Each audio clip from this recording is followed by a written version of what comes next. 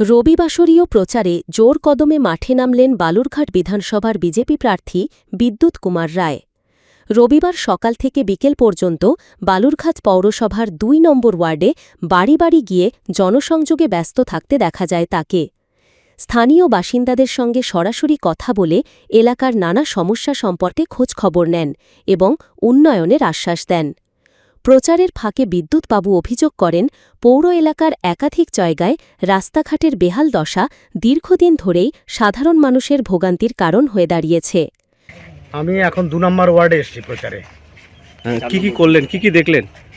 দেখলাম অনুন্নয়ন, দেখলাম সামনে সে রাস্তাঘাট সেগুলো ড্রেন ঠিকমতো নেই, জল উপচে পড়ে নোংরা জল, ড্রেনের জল বাড়ির মধ্যে ঢুকে যাচ্ছে, রাস্তায় হাঁটা যায় না। সাধারণ মানুষের সঙ্গে কথা বললেন, তারা কি জানালেন?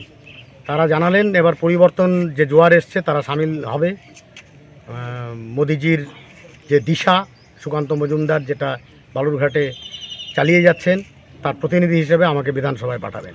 পাশাপাশি ড্রেনেজ ব্যবস্থার দুরবস্থার জেরে নিত্যদিন সমস্যায় পড়তে হচ্ছে বাসিন্দাদের। তার দাবি, এই সমস্যাগুলি দীর্ঘদিন অবহেলিত থেকেছে এবং এর স্থায়ী সমাধান এখন সময়ের দাবি। রবিবারের কর্মসূচি প্রসঙ্গে তিনি জানান, বালুরঘাট বিধানসভার হেলি অঞ্চলসহ একাধিক এলাকায় দিনভর তার প্রচার কর্মসূচি রয়েছে। নির্বাচনের আগে এই ধারাবাহিক জনসংযোগের মাধ্যমে মানুষের আস্থা অর্জনই তার মূল লক্ষ্য।